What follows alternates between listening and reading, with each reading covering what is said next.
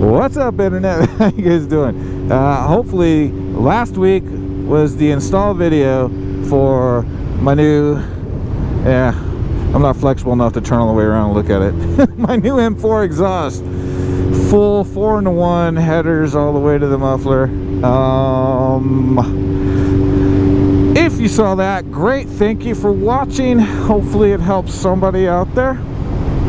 And this video is all about kind of like a ride review. And oh god, it sounds so good.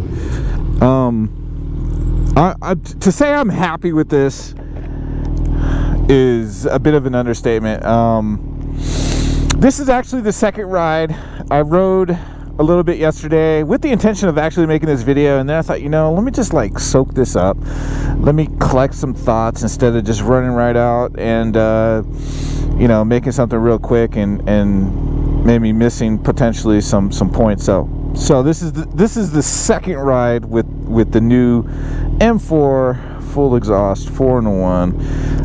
Love it. So my first impression is, like, aesthetically it's awesome. I think it's awesome. Some people may prefer a muffler with just the carbon fiber tip and mostly like an alloy body, and I like those as well, but I also love this full carbon muffler with the stainless steel.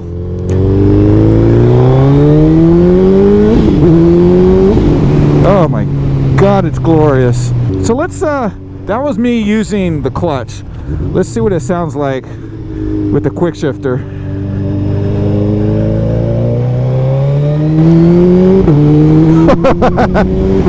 Oh my god, yes. Oh, there's no stoplight here. Usually, yeah, probably mostly during the week they use these lights, but it looks like they're off right now. Oh my god, that sounded awesome. Now let's get up to cruising speed here on the interstate. So we're doing it's a 65 mile/hour zone here, but we're doing almost 75. Jeez, and I'm still getting cars pulling away from me. I don't know why everybody's in such a goddamn hurry all the time. But enough of that.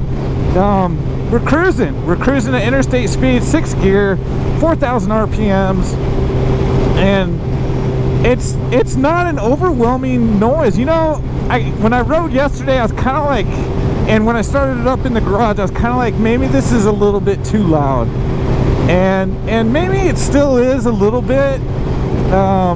It's probably too loud to start up at 5 a.m. in the morning in the neighborhood, but I'm starting to kind of think that maybe it's just right. It certainly has something going on up front. Everybody's slowing down. It certainly has this lovely, like, deep growl to it. It's just almost a bit of like a baritone. It just has a lovely deep rumble that it's absolutely infectious, man. Oh gosh, so that was me downshifting. That's not the auto blipper, but we'll test that out here in a second. So far, I'm just a huge fan of the way this thing sounds. I love it. The manufacturer, M4, claims like 13 horsepower gain at 6,000 RPMs, and that's a lovely spot to have that much power gain. And I think somewhere around maybe 10 horsepower power gain at, you know, like peak RPMs, which I don't live at peak RPMs. I live in that 4 to 6, 7, 8 sometimes RPM range. So to have such a big horsepower jump in the middle of the RPM band where it's most useful for the average rider, I think is a big deal. So I'm happy about that. A little crack in the voice. Oh man, what's going on here? And I'm happy that it's not obnoxiously loud. I don't think it's obnoxiously loud. We just roll on the throttle a little bit. I think it might be just right. Now, as time goes on, if I do decide that it is maybe a little bit on the loud side, not a big deal. They sell a quiet baffle insert. Don't know how much it is. Don't know if I'll do it. I'm just going to kind of just enjoy it for now. And, you know, in 6 months, if I decide that it's gotten a little too loud, because pretty much every exhaust system is going to get a little bit louder. If it's a good quality system, it shouldn't get much louder. The really cheap systems will get noticeably louder over time as all the materials and baffling and packing and as all that shit kind of just like wears from vibration and the constant hot cold as you ride the bike and stop riding the bike, so on and so forth. The really cheap systems will get louder. My experience, this is not my first M4 exhaust system. I had an M4 exhaust system. I still have an M4 exhaust system on my GSX-R 600, and I have not noticed any kind of like increased loudness over time through usage. So I think M4 has some good quality systems. I think they're one of, maybe not the best, but one of the best bang for buck systems you can buy out there for probably just about any bike. Okay, if some of this traffic can get ahead, we'll get off the interstate and we'll test the auto blip with the quick shifter as we decelerate getting off the interstate here. Possibly, maybe these cars don't get in my way.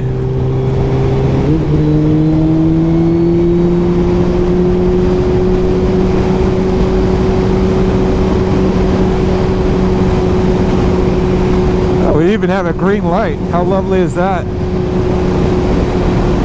Alright, no clutch.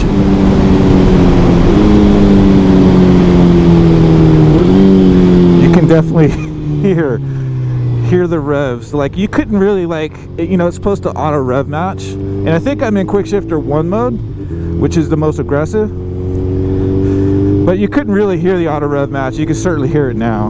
I love it. All right. It doesn't crackle too much. Some people like that. I'm not a huge fan of the popping and crackling myself. Now, we haven't changed the air filter yet. I do have a Sprint air filter we'll put in another video. The install video for this exhaust system was getting kind of lengthy, so it's a Busa. That's the one thing that's great about leader bikes and Busas, is you don't have to like hammer the hell out of the engine to have a bit of fun. You know, you can have a bit of fun without even hitting the red line or even coming close to it. That's one thing I love about my ZX-10 is you don't need to red line it, man. Things happen very quickly before you get anywhere near the red line, all right? So you don't have to beat the motor up and ride it to the ragged edge to have a bit of fun, whereas on a 600, yeah, not so much, you know. Especially after you've ridden leader bikes and you go back to a 600, it's kind of like, really? This is it? I think there is a little bit more vibration, but I mean, you got to be realistic. You gotta kind of expect that you're not going to get more noise without more vibration. That's not possible. Like, I think that defies some kind of scientific laws somewhere in the universe. It does vibrate a little bit more. Suck it up. It's awesome. It's worth it. Okay, it's worth it. I don't know, it just makes me giddy just to hear just a little tiny blip at idle. Just that right there. Just 2,000, 2,500 RPMs. It just makes me smile. And apparently giggle a little bit. I'm good with it. A couple of things I just want to talk about. Stuff I forgot to put in last week's video. Oh, the installation. First of all, like, how awesome is it now to have a big, huge monstrosity on this side? Like, chain maintenance is as easy now as it's as easy as it is on any bike now. Nice clear view of the chain, easy access. There is a rubber grommet that has a metal guide. That's a flat washer and a guide for the bolts. All right, so the bolt comes through this way, and then there's a nut on the other side. Definitely don't forget to remove that. The little metal washer guide. What happens if that comes out while you're riding and gets caught up in your drive chain or something? That would totally suck. And then the rubber grommet, I don't think it would come out, but I mean, why leave it in there? There's no point to it. I don't have this next thing with me to talk about, but And you can't see it because the fairings are on, but behind the fairings, the lower fairing has on the inside a piece that's protruding outward, and that goes into a rubber grommet that's mounted on the frame. With the M4 exhaust kit, they give you replacements. There's one on each side, and they extend out a little bit farther. The idea is to give the exhaust system a little bit more room, so your fairing is actually pushed out just a hair. And the reason why I bring all that up is because it did make it more difficult for this mounting point here. And then some of the body pins, the little push pins, I call them push pins. I'm not sure if that's the right terminology. But particularly the larger ones on the bottom here, and there's one on the inside. Those were a pain in the butt to get in. And I think it's because the fairing is pushed out just a little bit farther. So I'm going to check the clearance, and I may put the stock one back on if I feel like it's not too close to the exhaust system, because you don't want to burn the fiberglass. If it gets too close, it will burn. I think that's it, man. So how does it look? Leave me a comment. What do you guys think? I love the full carbon muffler. I think it looks sick, man. I love it. Beautiful. I'm gonna make some adjustments to my do-it-yourself tail tidy. I'm gonna pull that in a little bit closer to the bike and trim up some pieces, and I think maybe bring the license plate up at a little bit different angle. But I'm super pumped with this exhaust system. Oh, look at the clamp. I may have to move that. So you got your clamp where the mid pipe connects to the collector right in front of that third bung hole, which, by the way, they give you a cover for that, a plug, so that's got a plug in it. But I'm looking at the linkage bolt and I'm wondering if it's maybe hitting. I'll have to check that out. So yeah, that's too close for my comfort, so I'm probably going to loosen that up and rotate it into a different position. My apologies for the magical transformation back to the garage. This was not part of the plan, but I did ride a little bit more after the little parking lot discussion, and suffered a GoPro malfunction. Imagine that.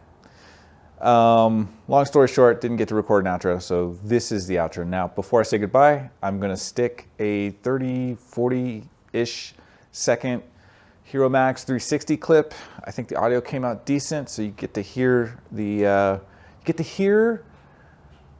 awesomeness of the M4 exhaust and see some Rocky mountains. We'll just go with mountains, Rocky Mountains in the background. Anyway, this is getting stupid, so keep the rubber side down. We'll see you in the next video, and enjoy this clip. Bye.